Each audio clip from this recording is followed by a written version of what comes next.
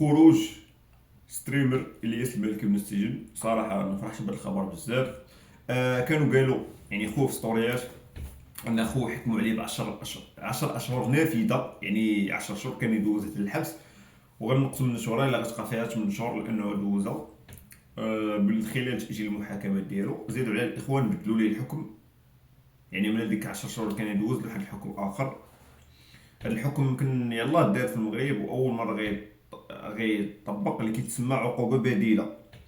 ما عرفتش هاد العقوبه شنو كيكون فيها. المهم هو انه غيخرج وغيشوف عائلته وكلشي مزيان، وحنا فرحنا ليه ونتمناو يلعب في كينغز، زعما يبقى القائد ديال كينغز ليغ ويمشي فيها مزيان، حيت داك ستريمر الاخوان يستاهل، حيت بدا من زيرو ووصل لبزاف ديال الحوايج اللي عمر شي ستريمر في المغرب وصل ليهم بالك سبونطاني ديالو.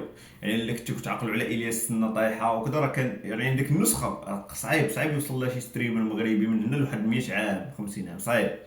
وباش تطلع دوك الارقام اللي طلع صعيب. ما كانش الدراري ديك واحد كتلحس فيك. انا كنقول لكم الواقع.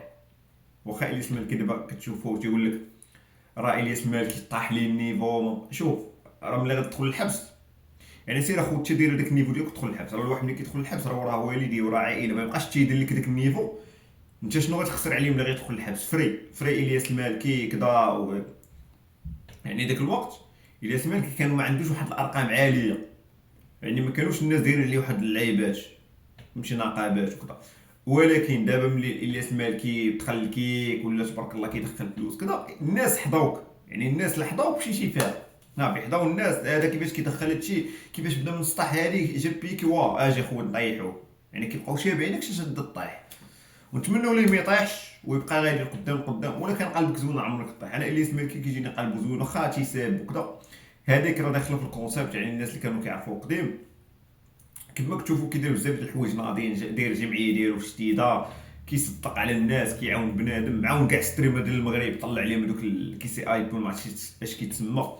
يعني كاع دوك اليوتيوبرز ديال المغرب راه كاع عاون الصابيري فودكا كلشي هو اللي عاونهم كاملين. واخا فودكا مثلا كان بادي قديم وكذا، طلع عليهم لي فيوز. كيطلع معاهم في ستريم في امكانه يتكبر عليهم، مثلا امكانه يتكبر عليهم يقول بلا خويا انا، ويبقى كما كان في الاول ملي كان طايح يسنى كلشي كيشيري فيه وغادي وطالع. وهادشي اللي كاين الدراري، ونتمنوا ليه ما يعاودش نفس الاغلاط وما يحاولش، حيت راه يقدر يسبب شي واحد، داك الواحد يبغي يبقى تابع ما يسبش